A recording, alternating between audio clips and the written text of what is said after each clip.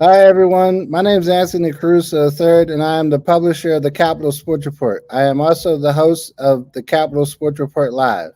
Tonight, we are joined by two inspirational stories. We have Leverich Racing Top Fuel Dragster driver Joe Morrison. He's going to be our first guest. And then later, against the grain monster truck driver Brad Shippert is going to join us at approximately 8:30.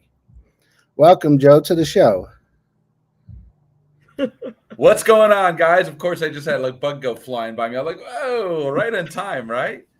This is we were talking right ahead of time about real life happening in videos from home, and that's pretty much what happens all the time. I guess it must be that bouquet of flowers on the table. So great to be here, guys. I appreciate it, Anthony and Susan. It's great to be with you guys. I'm so glad you could do that. I'm sorry, Anthony. We talk to each other all the time, so.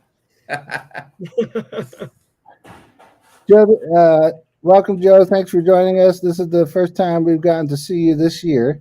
We understand that NHRA fans will not be able to visit with you at in the team this weekend in Gainesville, but you are going to go down there and help out with Mike Salinas' team. Could you talk about missing Gainesville, one of the most historic events on the season? Yeah, my first season in Top Fuel being 2020, we were fortunate we did get to run Gainesville in September. I mean, it was hot as hell, but it was fun, and it was again being like you said, a historic race.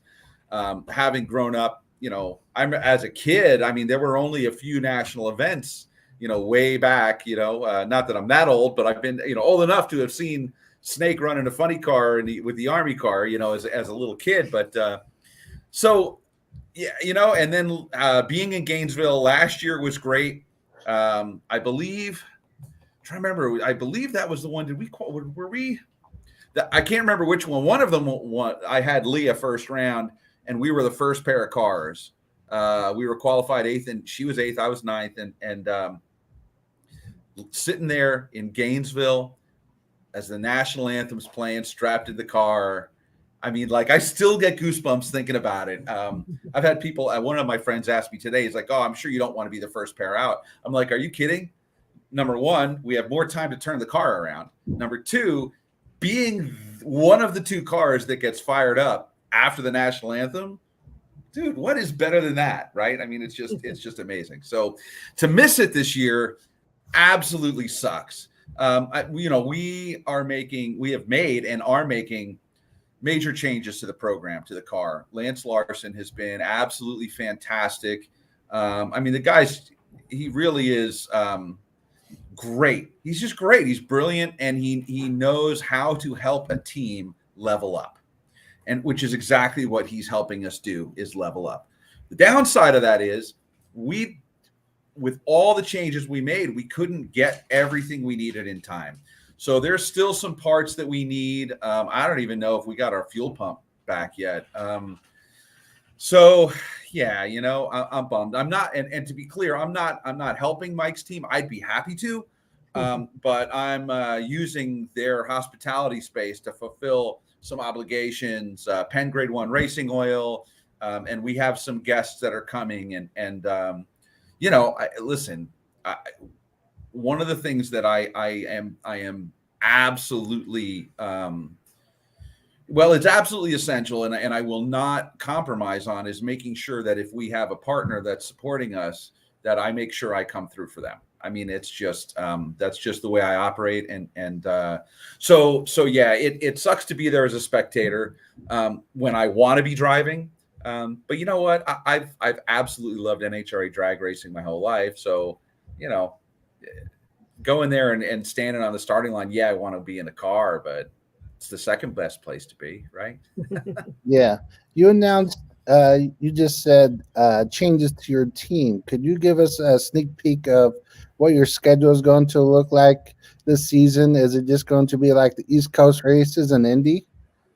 Yeah, well, pretty much. Some of it's still up in the air because the downside of having a car that we expect to perform significantly better and is that our expenses are higher. which means the amount of funding that I was able to generate to do 9 races with last year will not get us to 9 races this year. So of course I am having meetings and working on some things, and we have, I'm confident that we're going to find what we need. I mean, listen, I want to be full-time, right? But I, so it just takes time, right? And unfortunately, it's not easy. I think there's definitely some things that I would love to see improved as far as NHRA supporting the smaller underfunded teams. They love us when there aren't full fields, but if they want to see more full fields, then more support would be great. Now, of course, right now the Top Fuel field is stacked, so nobody's going to miss us. I shouldn't say that. We have fans that love our double throttle whack, and they're going to miss us. But 21 cars in Gainesville, right? So NHRA is alive and well. We just wish we were there. So what our schedule looks like. We're going to be debuting in Charlotte is what it looks like. So 4 wides will be our first race. Our goal is to do the following, although not all of them are funded yet. So we're looking at Virginia, and then Epping is a definite, because we've got some support there and some great friends and fans and partners up in Epping. And then we're looking at Bristol and Norwalk. Indy is home base for Penn Grade 1 Racing Oil. And we're working on some things for that race. Maple Grove is my home track, and we have been doing a lot of work with Right2Breathe, my nonprofit, at Maple Grove, just because it's so close to home. It's convenient and it's cost effective. Hoping to do the fall Charlotte race, and we're really looking to do the Stampede of Speed again in Dallas. So Dallas, that was a lot of fun. I mean, Andy Carter, Billy Meyer, Elon Werner, man, let me tell you, they did an absolutely amazing job. That event was just fantastic, and an entire week's worth of stuff. And what is possible that we haven't even really announced yet, I might be driving my buddy Rocky Perrone's funny car at the Funny Car Chaos race the week before the Nationals. So that'll be a whole lot of fun. I will be also crewing with, and whenever he wants me to, driving Rocky's Alcohol Nostalgia funny car again this year. And I'm really looking forward to that. Rock's one of my best friends, and we have a whole lot of fun racing together. I told him, I'm like, look, man, I'll wipe tires and lower the body down and strap you in, or I'll drive it. I don't care either way, but that's racing with friends and family, man. That's what it's all about. So that's a basic look at the schedule this year. So you came from the nostalgia ranks before you came to Top Fuel, but you're licensed in a whole bunch of categories, right? Yeah, it's funny. The March meet just happened this past weekend, and I tell everybody who will listen, like, I still have my nostalgia Top Fuel license. I still have my nostalgia Nitro funny car license. I drove a fuel altered, right? So with the 134 fuel coupe, I have no problem jumping in a fuel altered. So if someone wants to put Nitro Joe in a Nitro nostalgia car, any of those 3 classes, out at the March meet or the Hot Rod reunion, sign me up, baby. I'm in. Well, that funny car chaos too. Anthony knows that's the hottest little series going on right now in drag racing, I think. It is, and 2 of my partners also support that series. So, Best of Texas Barbecue Sauce and John Hale is a supporter of Funny Car Chaos, and so is Marvin Rodak and Rodak's Coffee and Grills. And Marvin's on board with us this year, and I have some really fun and exciting stuff that Marvin and I are doing together that we will be launching shortly. I can tell you that there will be a Nitro Joe Morrison's Top Fuel coffee blend coming out this year. So that's going to be a lot of fun. It's going to be a lot of fun. They're 2 of my favorite people. They're both amazing people. I love them both dearly, and glad to call them friends, and glad we get to work together. You know what I mean? It's when you do work with friends like that, it's all the more important to go ahead and help them build their businesses. And I love the products. I mean, this is not just like, hey, yeah, they're my friends, so I'll support them. Like, we're having ribs for dinner tonight, and there's Best of Texas barbecue sauce going on it. Like, this is not, it's I'd be supporting them whether we were working together on the teams or not. You know what I mean? But yeah, so the funny car chaos thing, man, let me tell you what a great thing that is. And always wanted to do it. I had an opportunity to jump in Mike Harrigan's Fool's Gold funny car, which I had driven a couple of times, match race Bodie Smith in Orangeburg, and then did a thing down at West Palm with the fuel altered version of that car. But we were just getting started with the Top Fuel team, and I had to unfortunately tell Mike I couldn't do it. But I like Mike; he's a good guy, and certainly appreciate him, letting me drive his Nitro funny car for a little bit. That was a lot of fun. But yeah, funny car chaos would be great. That's definitely, I'm looking forward to that. I saw the other day, I think it was later this month, there's an event that kicks off their season, and they have like 60 cars already in funny cars. Yeah, it's at the Texas Motorplex, Funny Car Chaos, and would love to be there. It just doesn't work out. I mean, right now, I like to kind of joke around with some of my friends. They get on the phone, and I'm like, yeah, the glamorous life at Top Fuel. I am. I don't know if you ever saw that clip of Will Smith saying it's some kind of talk show, and he says, "Nobody will outwork me." He said, we get on a treadmill and one of two things is going to happen. You're getting off first, or I'm going to die trying. Well, that's pretty much what my life is right now. So I am literally doing 16 to 18 hours a day between with what I'm trying to do with the nonprofit with Right2Breathe and with securing partners for the Top Fuel team for the season. It is literally nonstop. Hey, look, I don't want it to sound like a complaint, because when you're passionate about something and when you really love it, it doesn't feel like work. But yeah, let me tell you, just trying to make sure everything happens on time, like you feel the pressure, and it's like, whew, and let me tell you, it is no joke, but again, it's been a lifelong dream. So, for me, it's like, if that's the price you got to pay, no problem. Sign me up all day, every day. And you're so motivated. I mean, I think you're the role model especially for the part-time teams, but maybe for all teams out there, about how much you hustle to get sponsors. I mean, you got Chuck Norris. You brought Chuck Norris's company into right there. It's right here with me. Seaforce Water. Yep, yes. We're trying. They're interested in expanding the partnership a little bit. We'll see where that goes. It's busy. I've still yet to talk to Chuck Norris. I haven't, but I got some exciting things for him. I have a bunch of great ideas for him, and let's see what they can do with us. I mean, there's when I bring a new partner on, I get really excited about it, and I like being creative. Maybe it's the part of me that's the musician side of me, right? The creative side, and right, connecting with people and trying to help businesses and connect with people while doing so, and having fun while doing it, right? I mean, that's part of who I am. It's part of what I do, and part of me just being me. So,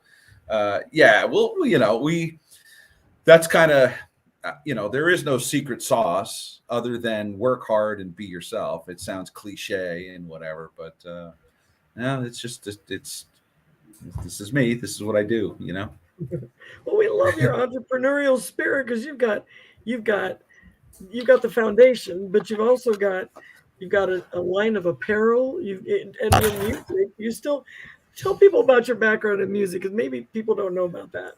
So I always I've joked. Actually, this came to me one time the night before PRI. I would get up at the Slippery Noodle Inn. They have an open blues mic, and actually Dwayne Hilborn from Hilborn Fuel Injection is the one who introduced me to that. The first year I was there, he let me borrow his guitar. I got up and played, and we had a great time, and I've been coming back ever since. And one time on stage, I got up and I said, it's funny, it just occurred to me, drag racing and music are like twin sons born from different mothers. They're so the same. They're completely different, right? Seem completely unrelated, but there's so much about it that really goes hand in hand. And there's a ton of racers out there who are also musicians, which is kind of interesting. And, it's amazing how many of them there really are. Yeah, I mean, I grew up, I mean, dad was the drag racer, mom was a guitar player, and you know, my uncles and my grandfather on my mom's side all played guitar, all musicians. My kids are musical as well. As a matter of fact, speaking of musical, my younger son Brendan had a principal role in his high school's musical just this past weekend, and so you know, and all of the kids, the girls both play piano and they sing, and the boys play guitar and piano, and Brendan is like drums, bass, guitar, piano, and he sings and he acts, and you know, so it's just kind of part of what we do. Like I literally 5 years old, I had a guitar in my hands, and then you know, 10 years old, I cut neighbors' lawns and bought my own go-kart. So it was just, these are the two things. And it's funny, I've said that, you know, I wish sometimes that I had as much passion for being an accountant as I did driving a race car and playing music, because the two things that I love to do are like, you have no future, right? You know what I mean? Unless you work incredibly hard, get incredibly lucky. I pursued music as a career full time. For probably about 12 or 13 years. Got pretty close. We in 1994, Musician Magazine voted one of the bands I was in as one of the 12 best unsigned bands in the country. One of my bandmates in that band, this just recently quit, but the band to step back. But Zach toured with the band Kansas. So you know, again, one of my former bandmates was, you know, for 6 or 7 years touring with the band Kansas. I'm one of my buddies is the guitarist from Meatloaf. Unfortunately, Meatloaf recently passed away. But one of my other teachers tours with Dennis DeYoung. So it's like, you know, I came close, never quite made it, and said, you know, the hell with this. Show you how low my IQ was. My original goal was I'm going to make enough money as a musician to be able to go top fuel racing or drive a nitro funny car. So, you know, that was the grand plan, right? You know, be a rock star, make a lot of money, go drag racing.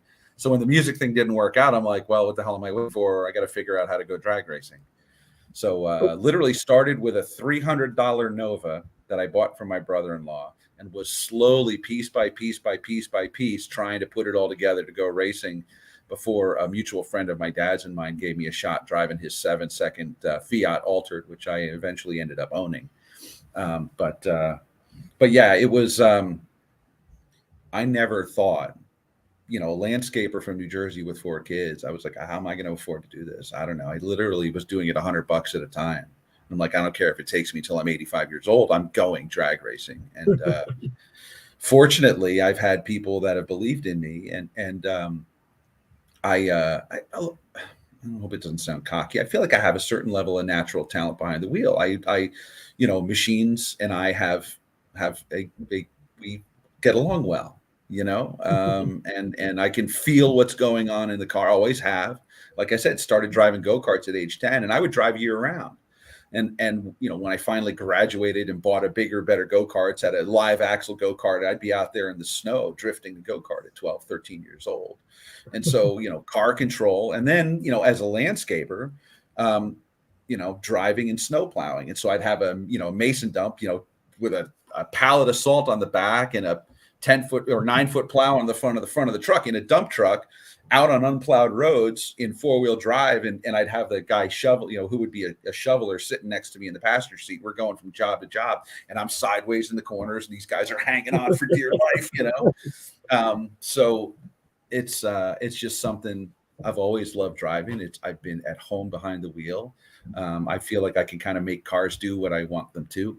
And I also listen when they're talking, because they talk to you. You know what I mean? It's like, I know there's a famous quote from John Force saying he saw Elvis at 1,000 feet. Well, you know, the car is talking to you. The question is, are you listening? You know, and are you listening? You know, sometimes it's talking really quickly. You know, especially in the big show cars, unless you've driven one, trying to explain how fast things happen. I mean,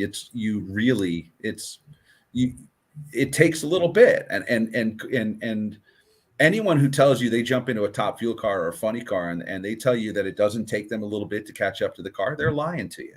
I mean, you ask guys like Caps and guys that have been doing it, that are damn good, have been doing it a long time, you know, and they'll tell you the same thing. You get back in the car after the off season, you're like, wow, this thing is fast. Are you going to feel a little rusty when you finally get to Charlotte?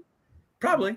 Yeah. And being that we've made major changes now, this is all stuff that Lance knows what he's doing with the tune-up. So I don't think there's going to be, a huge learning curve, so to speak.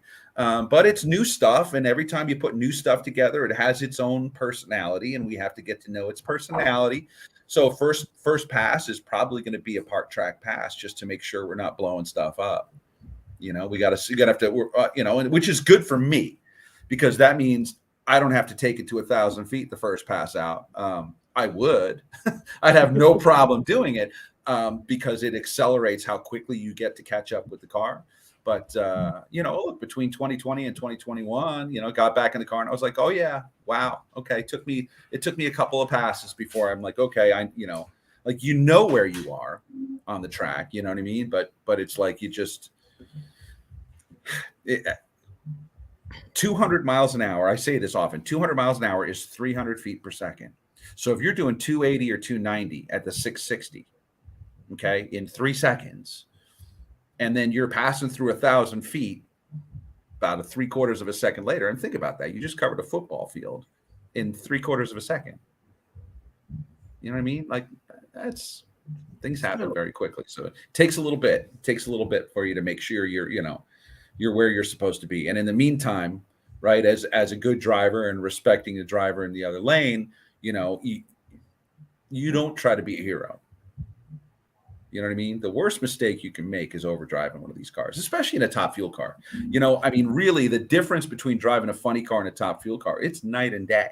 It's completely different. And the thing with the funny car is don't let it kick your ass. And the thing with the top fuel car is don't overdrive it. You know what I mean? So it's a finesse thing with the long car, and it's a different approach. So you got to be conscious of that. Can you talk a little bit about Right2Breathe? Sure. I know that's really near and dear to your heart, and we haven't given you a chance to talk about that yet. So yeah, I'm like Force, man. You get me started, I don't shut up, right? So and it doesn't take much to get me started. So the Right2Breathe came as a result of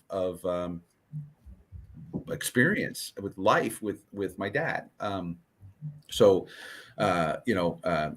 Where I got the racing bug from was from my dad, no question about it.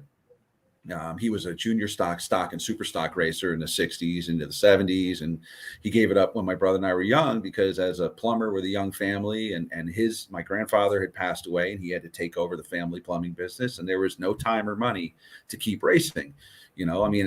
Early on, he was racing against, we're here, Island Dragway in Division I, and he was racing against Frank Iaconio and Grumpy Jenkins. And we used to, right down the street from the house, the Cassidy brothers had the funny car in New Providence where I grew up. So my dad would help them a little bit here and there. So he had to give it up. And so, here it is, racing, he was just as passionate about racing as I am. So I'm finally able to give racing back to him right after, my dad and our friend Mike and the three of us are racing that Fiat. Right as I start racing that car is when he was diagnosed with COPD and chronic obstructive pulmonary disease, which is an umbrella term that covers emphysema, chronic bronchitis, and a couple other things. Those are the two major ones, though. But you can't, when you can't breathe, right? It's awful hard to do anything, right? So he didn't get diagnosed until he'd already lost about half of his lung function. And once you lose that lung function, you can't get it back. We found out that that's a common story. Most people don't get diagnosed until they're already pretty far down the road. And we found out that the CDC estimates that there's 12 to 14 million Americans that have COPD and they don't know it. They have the early symptoms, right? I mean, the good news is our respiratory systems are so robust, it takes a major decline in function before you know something's wrong. But the bad news is it takes a major decline in function before you realize something's wrong. And by that point, right, so we started Right2Breathe to help people get diagnosed early, because if you get diagnosed, you can slow or stop the progression of the disease. And I still feel if my dad had been diagnosed earlier, he'd still be with us. He passed away in 2016. But the story is we help people learn to use their passions in life to help them overcome the challenges of living with lung disease. And I believe that's true for anything, right? Like part of our mission statement with Right2Breathe that we developed is we believe people can overcome great obstacles when they allow their passions in life to inspire them. And I'm trying to live that through what it takes for me to be a full-time Top Fuel driver. I mean, it's I'm not feeling sorry for myself, but it's tough. And for someone to come in with no money, I mean, guys have done it before. You look at guys like Clay Millican, right? My friend Jack Beckman. I mean, Jack didn't come from money. I mean, there are Antron. Antron worked his way up and worked his tail off. So it's possible, it's doable. There's plenty of other people that have done it. But my message to the world is, you know what? If you can leverage what you're excited about, what you're passionate about, and you can find a way to do that for a living, life is good. And can you imagine if everywhere you went, people were doing what they love to do? You walk into a coffee shop and the barista's there loving life because that's what they want to be. And you walk into whatever, I don't know, think about it, right? My letter carrier, Wendy, she's a lovely gal and she's smiling and happy and she's delivering the mail and we have these great conversations and it's good. She loves what she's enjoying what she does. And I think part of it's talking to people, but that's what, I think the world would be a great place if everybody would, take that chance and do what they love to do, So that's the story of Right2Breathe. We help educate people.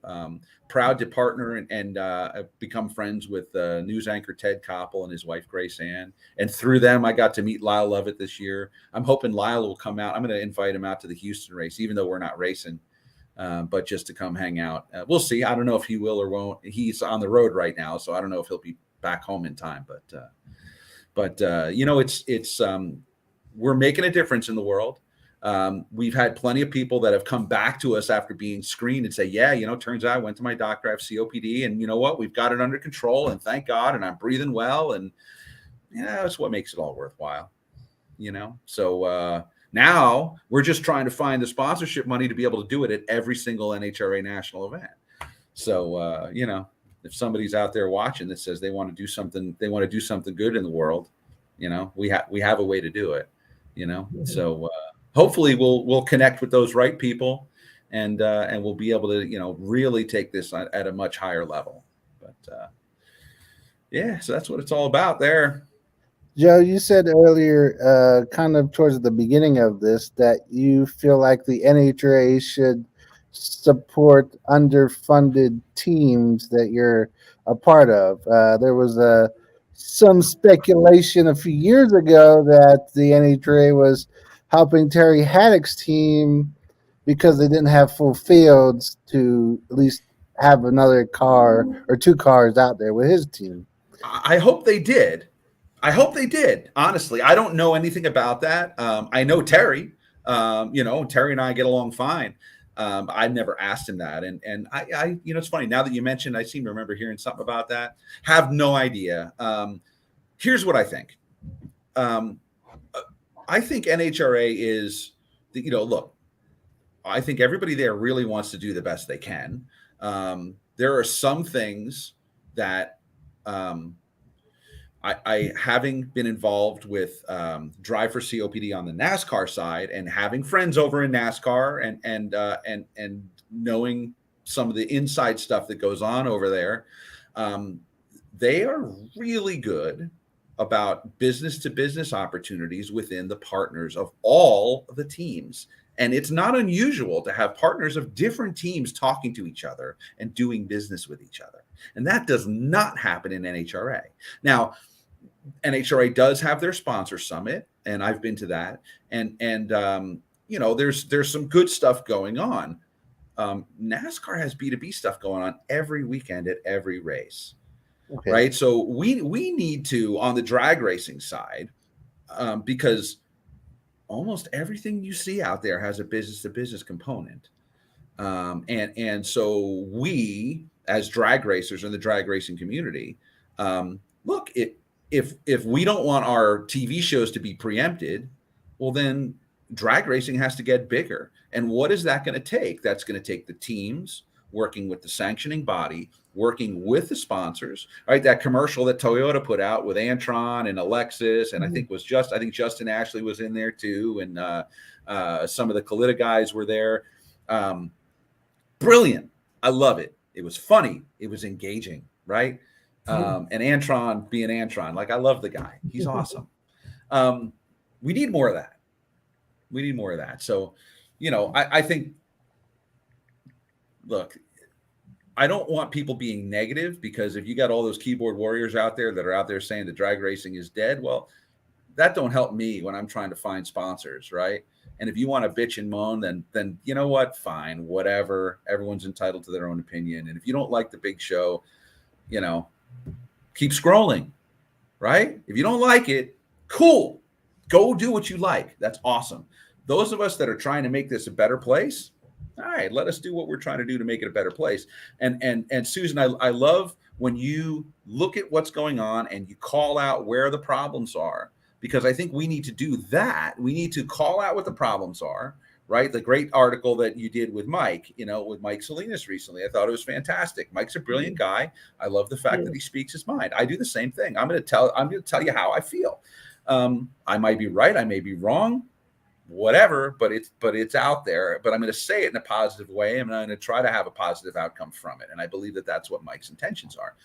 So I think we need to do that, right? I mean, because truly, I think NHRA drag racing is the ultimate great American sport, and it fits our current fast-paced world. There's so much about it. It's interactive. I mean, so much about it that's great. If we want it to be number one, we got to make it number one. No one's going to give us number one. We got to go get it. True, but here's the one thing. I know we're sort of running out of time here, but I feel like it needs to be said that it's a real tightrope to walk, because if you point out where the problems are, you're branded as negative, and you did something, you're bad mouthing the sport. You're not. You're simply, and actually in this case, I wasn't saying anything. Mike was saying it.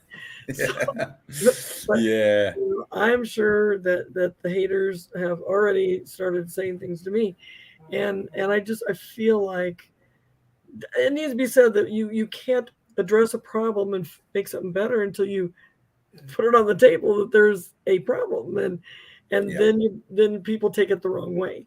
So they can, so, and it's and therein lies the real difficulty, right? It's very it's very difficult to try to communicate the hey, look, you got the positive side of all this, but then there's this problem, and we want to I see this as a problem. We want to see if we can fix it. Mike Mike just wanted to be the solution. He wanted to be part of the solution, and that's what I was hoping would come through the story. I don't know if it did or didn't, but I thought it did. Oh, thank you. That's and thank you for his sake too. No, it's all good, and the funny thing is, it comes down to the what I was going to say about all communication, right? It's not just the person who's doing the communicating. It is the perceptions of the person that's receiving the communication, right? So I look at that story and I say, okay, well, that's good, because we got a way to be positive. We got a way to change for the future, and he's thinking about the future. But if somebody's thinking negatively, they're going to look at that and they're going to say, oh, well, he's calling out problems. And then this is so if you're looking at the world through a negative lens, you're going to see nothing but problems, right? It's, but if you're looking at things in a positive light and you're trying to see things improve, well, then, I see opportunity everywhere. Exactly. I see opportunity absolutely everywhere. Yeah. So, right. So that's not a negative, anyway, it's we could talk all night about that, about communication. And yes, I don't want to take, I don't want to take time from the second guest as well. I know. Poor Brad. Brad has been so sorry, Brad. And besides, he's cooler than me, man. He's a monster truck driver, so we want to make sure he's got his time. And a cancer survivor. Let's bring him in here, But before we start talking to Brad, I want to tell people where they can find you if they want to help you.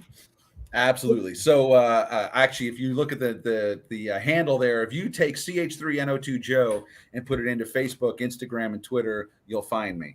And actually, I think it'll help you find me on LinkedIn too, because I put that as part of my name. And thank you to Megan Meyer for teaching me that. So yeah, the CH3NO2, aka Nitro Joe, is the way to find me.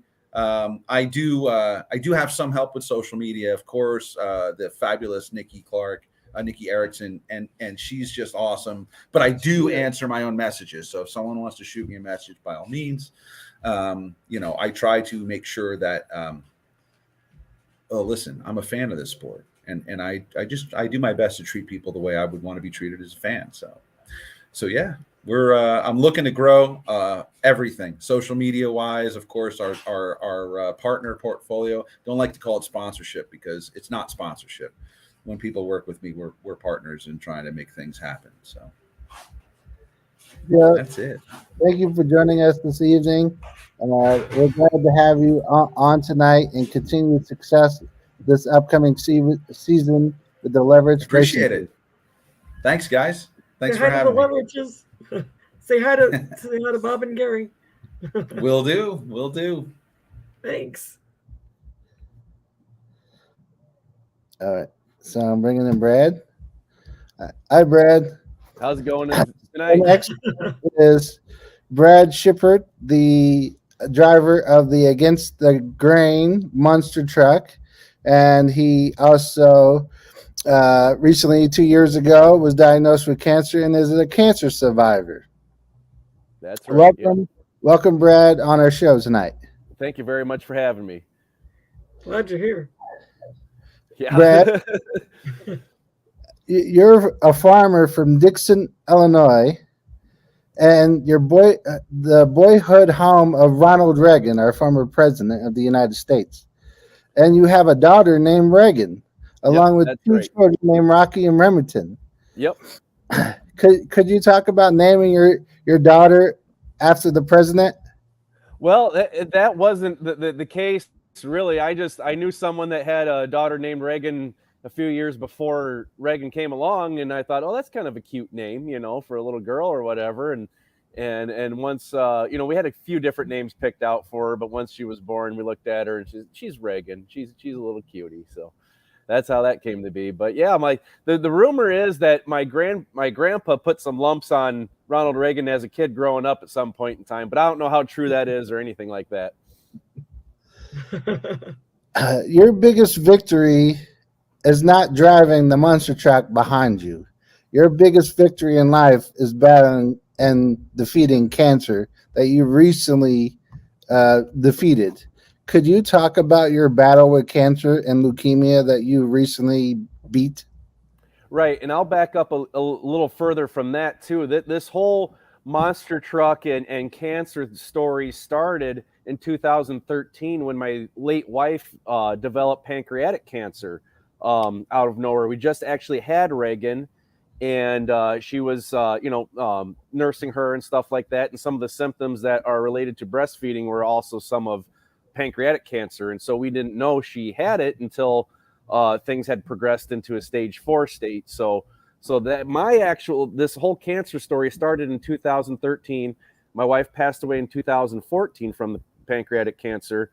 And that's series of events led into what this monster truck and my path through motorsports kind of has been. So it starts with my late wife passing away, and then we fast forward to 2020, where I went in for some routine dental work, just getting some fillings over here, and the dentist said, well, Brad, you kind of bled like an 80-year-old on Coumadin. You might want to get that checked out.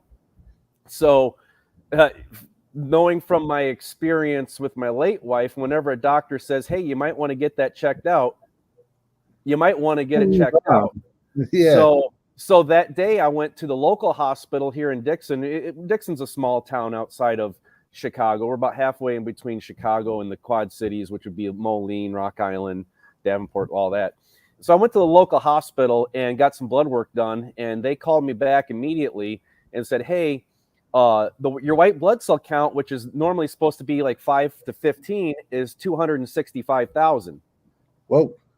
So you might want to go to a hospital now. We would give you they all kind of offered an ambulance ride, but it was to a place that was 2 hours away is like kind of the nearest larger cancer facility. So my wife and I immediately packed our bags. I'm like, we've been down this road before. My new wife at the time now.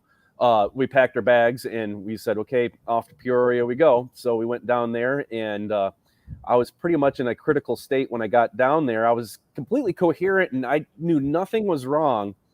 But when they drew my blood down there, they couldn't get it to the lab fast enough before it would coagulate in the tube and not be usable. So from what I've been told, I was literally hours away from, like 1 or 2 hours away from passing out and not waking up from it. So they gave me a blood transfusion right away, and that's ultimately what saved my life. So then we immediately started 8 months of chemotherapy. I went through 9 rounds of chemotherapy in preparation for a stem cell transplant that I received at Mayo Clinic in Rochester, Minnesota.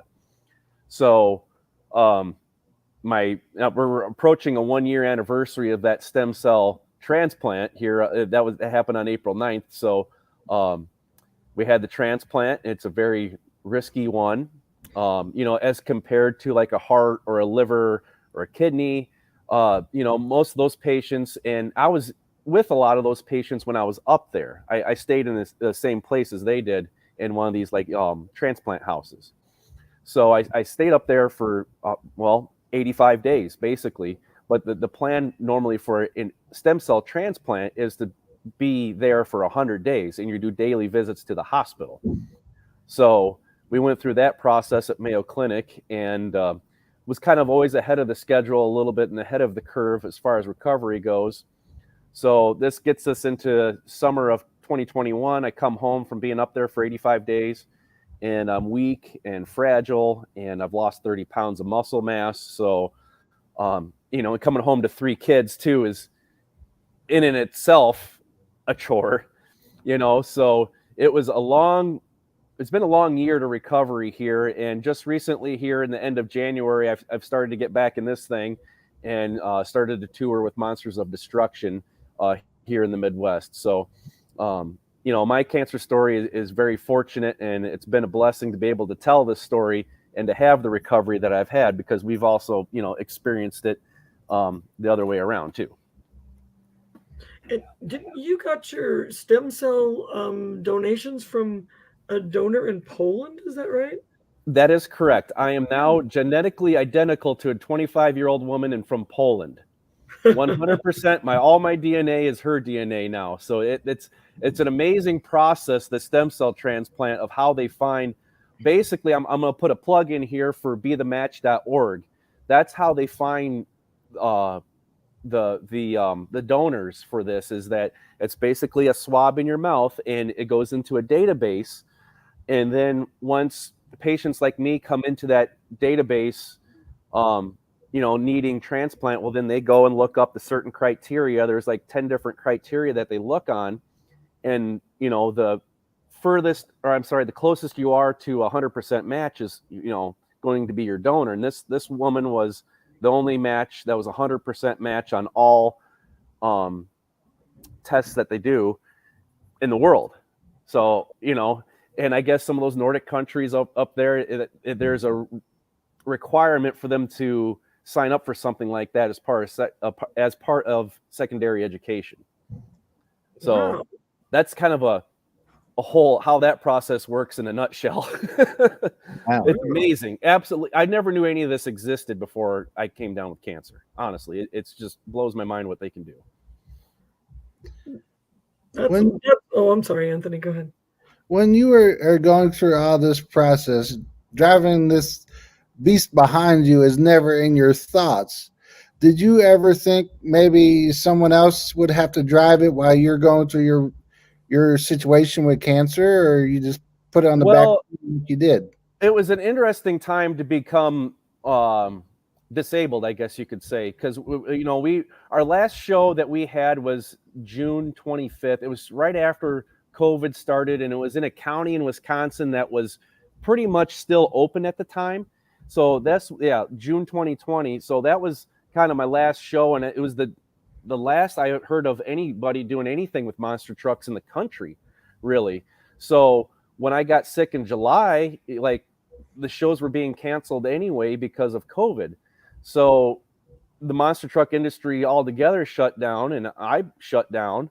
And then we fast forward into 2021 where things were starting to kind of get going again. I just put the truck in the trailer. Like, to me, my truck has a Christian-based theme, and part of the artwork and what I have on the truck, 'cause I have some Bible verses that are on my own testimony. Part of my message with the truck is my testimony, and I didn't think it would be fair to the fans and the people, that are inquiring about my truck and why things are a certain way, to have someone else in there that can't offer it. So, I just basically parked the truck until I got better. And on the farm here, I had some help here that came in. I hired some people to help me out, and I've got the best hired people in the planet to help me out. So we made things work on that front, and then we just parked the monster truck, and we waited till phones started ringing. Well, we waited until I got a clean bill of health from my doctors, really, and then we, once word kind of got out that, hey, I'm starting to feel good, and things of that nature, then phone calls started to get made, and, well, hey, maybe I can get this thing out after all, I don't want to dwell on the negative, but I have a question about, when you went through what you are going through just cancer alone is frightening enough.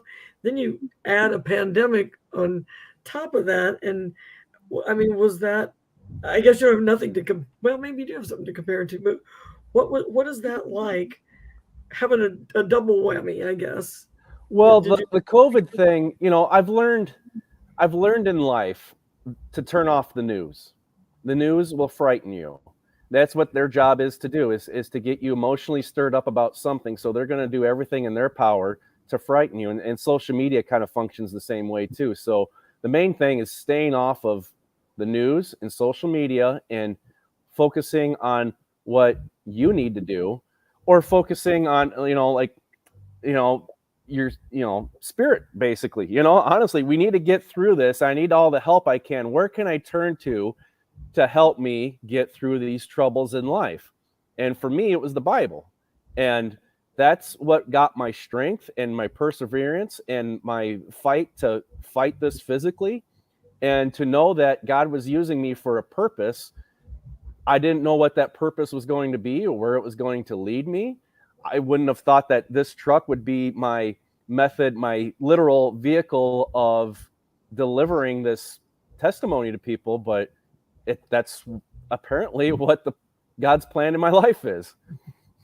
You got a favorite verse, I think, from Romans, a familiar verse from Romans. Is that your favorite verse, or is that your guiding verse? Well, that one I put on for people that may be new to a faith in general, is if God is for us, who can be against us? It's a pretty general statement, really, but it's just kind of pointing out the obvious of well, if God is for us, who can be against us? Because God is our creator, and he is Lord over all. He is our God, But my favorite verse on the truck is the verse from Ephesians that says, "Wake up, sleeper, and let the light of Christ shine on you."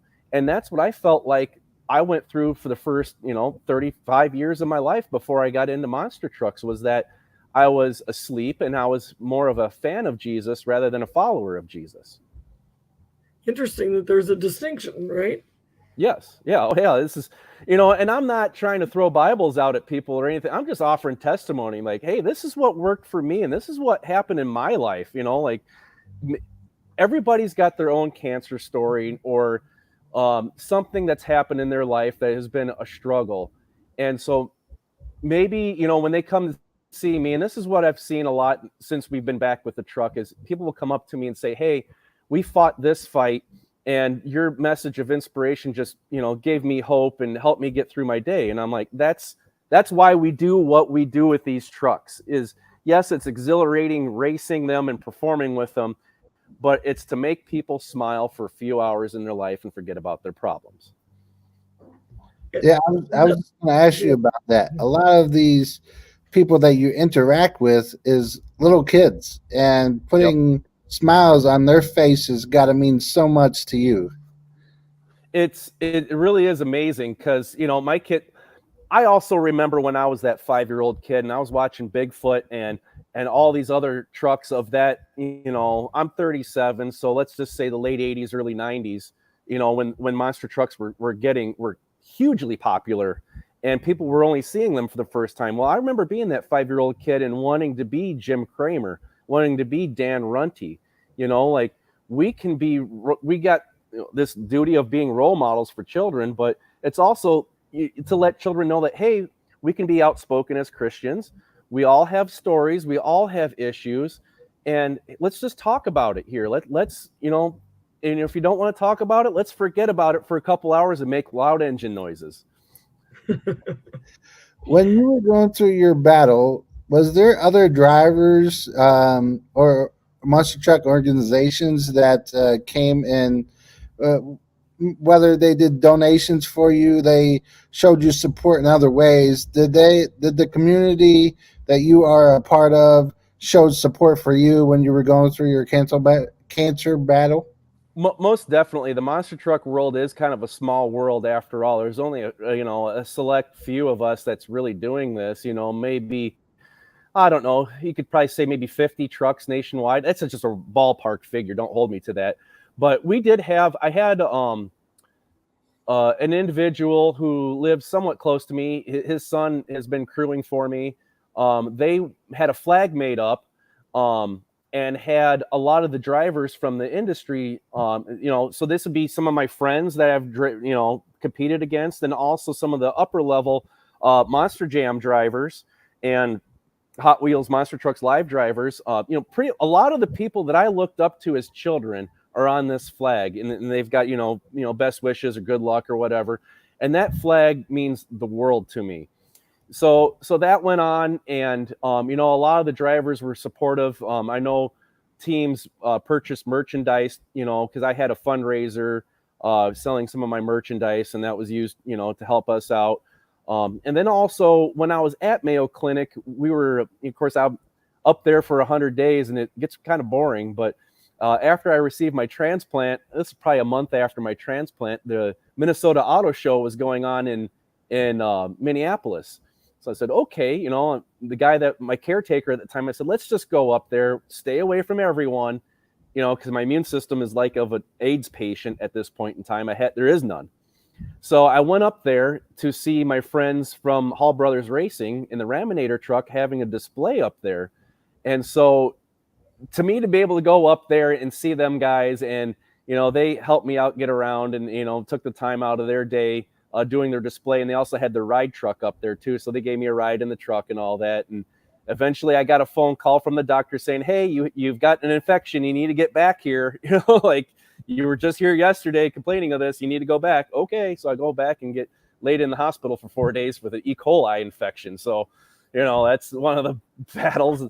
But that's just another example of how our industry, they took time out of their day to make time for me, making a special trip up there. And that meant the world to me there too.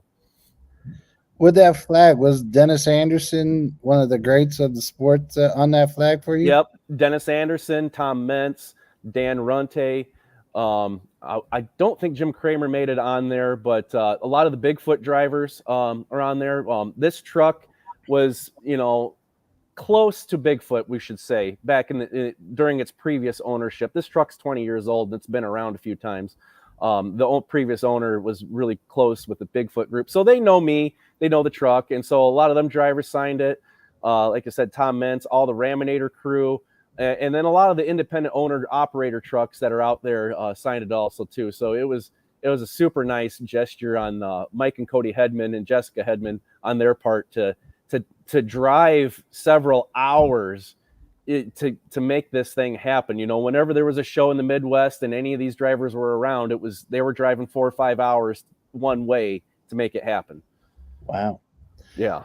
Speaking of when you were in the hospital, and you might have told this to your support staff that were checking on you and your doctors, that I'm a monster truck driver. Did they believe you? Or maybe you're like, oh, you're just joking with us?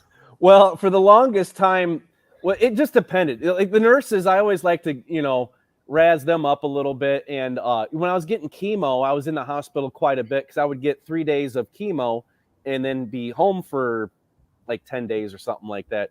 So the at that regional hospital, there were some nurses there that were involved in motorsports and kind of, oh, let me see your trucks. I'd show them the truck and, oh, that's pretty cool. My husband does this. And so a couple of nurses, we hit it off that way. But when I got to Mayo, so Mayo Clinic is kind of unique in the fact that it is I don't know how to describe it, but there's been some very famous people that have gone through Mayo Clinic for treatment. You know, Yoko Ono, for example, was up there. Brett Michaels talks about it a lot with his diabetes battles and stuff. So there is a lot of high profile people up there, or have been up there. So I think some of the nurses are trained for different scenarios.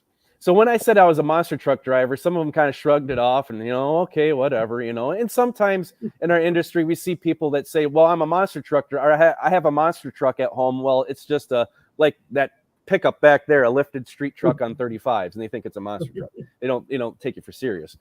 But it was until I showed them on my phone, like, no, this is me, And all honesty, my last appointment in February, I showed my oncologist. I said, hey, this is what I do, like, this is me. And he thought I was just taking pictures of trucks. I'm driving that thing. That's why we got to watch some of these tests, is because I'm getting slammed around in there with all sorts of G-forces and stuff. We're like, we don't want to brain bleed here. Oh, okay. Now I understand now. Okay. So yeah, it took a little bit of finagling a little bit, and some other times it didn't. It made for a good conversation piece.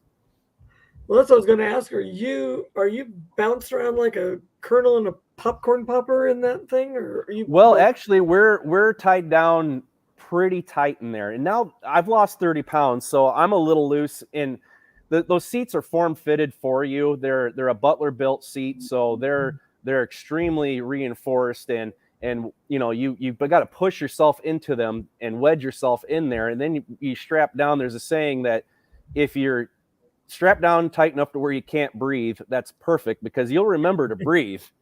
So I mean, you can't move anything. You can't move your head. You can't move. The only thing you can move is your arms and legs, and that's it. Otherwise, you're strapped in there pretty tight. So, and that does help out quite a bit with the extreme, situations. I mean, it's basically a car crash every 30 seconds inside that thing. Every time you turn around and make a hit, it's a G-force equivalent to a auto accident, really. And I told Susan earlier, right by your driver's side, there's a little gap for you to climb up there, and she didn't believe me. Yep. Yeah. So we actually enter. Some trucks are different than others. This truck and most trucks out there, we enter right up in there, right underneath the door. We go up underneath of it. There's a little spot in there with a cutout that we climb up the bars there, the cradle, like monkey bars, and that's how we get in and out of the truck. Now, you might see some of like a Gravedigger and Son of a Digger, those two trucks, the chassis is a little bit different where they get in and out. They have a door that actually opens there. So it just kind of depends on chassis design, but this one we get in through the bottom. So that is true. Anthony was not fibbing. Yep. Well, we just talked to Joe, and he's in a top fuel dragster, and he goes, 300 miles an hour in less than 4 seconds. And what do you do? What's your horsepower? His is 11,000 horsepower, and what, I don't know, like, just in, I mean, it goes on nitromethane, for heaven's sakes. You right. use different fuel, but what's your horsepower, and what is your fuel like? So what monster trucks run, the majority of monster trucks are big block Chevys or big block Fords. Hall Brothers run big Hemis. Horsepower ranges could be anywhere from 1,200 horse to 2,000 horse. So, me personally, we're right at 1,400. We run a 572 big block Chevy, and it is kind of common practice. It's actually rules of our Monster Truck Racing Association that is our primary safety organization that monster trucks belong to, that we're limited to an 871 blower with 10% overdrive. So most monster trucks, there's only so much air you can fit through that parameter. I mean, that's a good limiting factor, is that 871 standard helix, 10% over. So we try to stay within those parameters of that. And also, too, these engines do take a beating, and we, longevity and reliability is a thing in our industry too. A guy that's part-time like me, we can freshen a motor every other year, and that's how, that's our engine program. Whereas, somebody that might be more full-time than I am, they might do 1 or 2 engines a year. So just that kind of depends on use, but we try to do reliability, but most everybody's on, big block Ford, Chevy, 871, 10% over, all methanol fuel too. Street methanol. Yeah, straight methanol. Yeah. Brad, did you see Mike's comment here? Yeah, Mike's, them guys, I can't thank them enough here. I've got the flag hanging up in my shop here. I've been thinking about, actually, I'm going to put it in get it cleaned up, because it's a little dusty out here. Get it cleaned up and put it in a glass case and have it on display out here then. So I think it'd be something to keep for a long time. Now that you're cancer-free and you're doing more shows, do you have any aspirations of being a full-time monster truck driver? Maybe even instead of being regionally where you are right now, maybe going coast to coast? It's kind of how much of a glutton for punishment are you? We say that jokingly, we've talked about it. I've got a well-established farm here in Illinois. It's a small family farm that's been in my family for 6 generations. Our family got our start in 1864. So Wow. That's one thing of pride for me, is that, but we've learned, and that's one thing through my cancer battle that I've learned to, I wouldn't say take away from, but manage my farm remotely and seasonally, I guess, also too, because we're really busy in the spring and really busy in the fall, and you can make yourself as busy as you want to be in the summer and in the winter, and that's what I've done. It's what my family has always done. But now that I've picked up this monster truck, I've learned to adapt my business model to where, I can be away for an extended period of time. Well, I had to be away for an extended period of time for this cancer stuff. So I've learned to adapt my business that way and still be profitable. So, we're open to push the season of monster trucks a little bit further. It does go hand in hand with farming very well, to where we're, with monster trucks, we're really busy first quarter and we're really busy in the summertime, which is slow times for farming. So it does work out hand in hand. And maybe, if the opportunity arose and we got the right backing and the right people and the right promoters behind us, it's something that I would consider. But it's also hard too with the family. We got, 3 kids at home and everything, and it's a balance, just like every other form of motorsports is with families. It's a balance, and you got to have the right people and the right things behind you to make it all work and happen for you. Speaking of that, how much of an investment, like sponsorship wise, would it take to do that? Oh, everybody has their number. I don't know. It would take, I've got something in the works, we could say, that, if something were to become a title sponsor and I was able to maintain my platform of what I have going on with the truck and my testimony, and that's kind of a tiptoeing around thing too, because lots of companies, we're in this entertainment business, and lots of companies don't want to put their name behind a Christian anything, Yep. So it would take a company or a partner that would allow me free reign to do that, because I don't want to sacrifice my message for money, honestly. If I were able to do what I'm doing and say what I'm able to say and have a title sponsor of some sort, that's what it would take for me to go into a more full-time investment and make it worth their while too. I think one of the drawing cards for a marketing partner would be the fact that you're so accessible at your events. You just had a birthday party for one of the children in your shop, but but with the truck there and everybody's running around the truck. But that's kind of the same thing that goes on at the racetrack too, right? Right. Yeah. And monster trucks are unique too. And I guess, drag racing can kind of fall in that scenario too, to where when we're performing, well, 2 hours before most events, we have a pit party, so kids can come up and get close to the trucks and get autographs and get merch and get their flag signed and talk to us and so on and so forth. So that happens before and after every show. But monster trucks are part in drag racing too. When we're out performing, doing our thing, we're only competing against 3, 4, 5 other trucks at an event, usually in the smaller arenas that we do.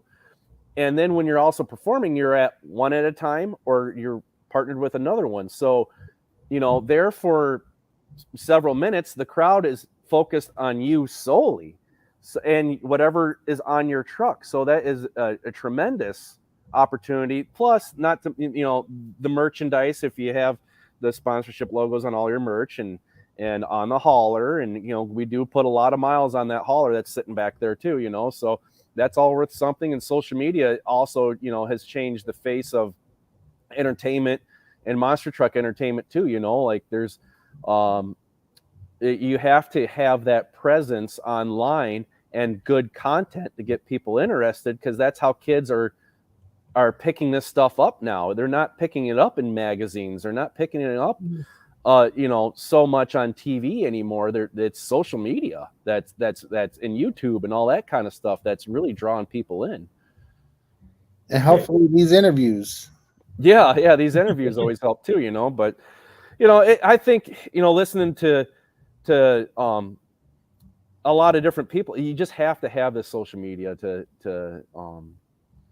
further enhance the fan driver interaction, I guess you could say. It's what the newspaper was in Yeah. my day, and that sort of thing. So it's just a new platform. It's just a new platform, and you have to work with it if you want to. If you want to have a message, you have to get it to people where they are, where they're Right. looking. Yep. I mean, otherwise it's kind of a wasted. It's the same thing with my testimony with the truck too. This is getting out into the world to and getting people exposed to the Christian message, and not relying on them to come to a church. Like, hey, we can still be Christian and do cool things here, and we're going to come out to where you're at and talk to you where you're at, instead of relying on you coming to us. But that's what Jesus did. What Jesus did. He went to where the people were. He didn't say, "Hey, here I am, come and get me." Yep. Right. And it's one of those things, not to go into this world, not be of this world, So just go out and make disciples. We're just going fishing, just like Jesus said, like we're fishing for people, Yeah, amen to that. And your testimony is so powerful. And you're just you're the guy next door telling this, So well, that's the thing. I'm no different than anybody else. I'm just a farm boy from the middle of Illinois that things happen in my life, and I, seek the Lord for guidance, and he says, "Hey, you've got the means to do this. You should do this, and if you're going to do it in my name." What? I can't believe, is this happening? So once I kind of felt that calling, it was so strange how you look, like prayer. Okay, Lord, guide me where this needs to go. And then all of a sudden things start happening in motion and phone calls get made. And I can't believe I'm talking to this person right now. And then the next thing happens, and it's like, well, am I really going down to St. Louis to go pick this truck up, as part of a family vacation? It just so happens it's right there and available.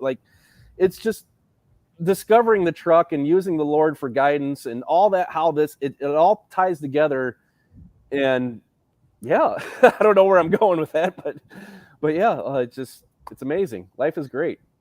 Brad, you touched on being on a lower level of monster trucks, and being that you have a Christian-based truck. Now, let's say if the biggest marquee for you guys is Monster Jam came calling, and I know they have to approve their trucks. So what would happen if they they came after you guys and they maybe say, oh, well, we can't do this because it might not fit what we're looking for? Not worth it. I'm not going to sacrifice my story and my testimony for for fame or fortune. You know, we can learn well, and this is the demographic that I belong to too, is this down to earth, just, you know, salt of the land. You know, that's the majority of the people that come to our shows is the demographic of people. And I'm not trying to put anybody down here or anything. It's the demographic of people that they've got $100 for the weekend, right? And they want to be entertained. So what are they going to do? Okay, there's this monster truck show that's $20 a seat. So we're going to take my family there. We're going to, you know, pay that $20 a seat. We might buy a t-shirt and a snow cone or whatever. And that's going to be our entertainment for the week. And then we'll go back to work Monday morning. That's the majority of the demographic that we kind of appeal to, I guess. I don't know. It's just the average everyday working person. But no, I'm not going to sacrifice anything that I'm saying or doing for any kind of, you know, fame or fortune. You know, I love where we're at and I love what we're doing. And if I had to sell out, I wouldn't do it. You know, it's not worth it to me. Okay. Good for you. Hopefully they wouldn't ask you to abandon your message. You know? I hope not. And, you know, and it's just the nature of the world we live in too. You know, it's knowing where you can function and thrive and the demographic. It's just wherever the Lord's going to take me. You know, I'm not going to turn it down. You know, like as long as I'm able to speak what I can, we're going to go. What's that old saying? Bloom where you're planted type of thing. Yep. Yeah. That's a great thing. You know, so where can people find you if they want to get to know you, if they want to follow you, if they want to partner with you? I'm in charge of most of my own social media, except for my TikTok. My wife takes care of my TikTok, but you can find me on Facebook at Against the Grain Monster Truck. My website is atgmonstertruck.com. Yeah. Instagram is ATG Monster Truck. TikTok is ATG Monster Truck. Great. And I'm active on there. I'll respond within minutes. Perfect. I'm so glad that you joined us. This is so exciting to meet you. I'm glad to be able to tell my story. That's just, you know, it's amazing to have a platform like this to speak from. Honestly, it humbles me, and it's just another one of those things I've been saying lately. You know, since we've been back at it again, it's I can't believe I'm doing this, but I guess I have to because it's happening. You know. Well, we're not too scary. Only slightly Not at all. scary, maybe. Huh? No. Well, thanks again for your time tonight, Brad, and good luck on the rest of your season with your monster truck and with your farming and everything else you have there in Dixon, Illinois. Thank you very much. I'll connect with you to do a feature on you, like I said, for the website in the coming days. Everyone, outside of being on Facebook Live and YouTube Live tonight, this video will be uploaded on Rumble and BitChute within the next few days. Also, it will be transferred into a podcast version on Anchor.fm in the coming days as well. Thank you, Brad, again for your time tonight. And like I said, good luck the rest of your season. Thank you very much. I appreciate it. We appreciate you being here. Thanks so much. Thank you.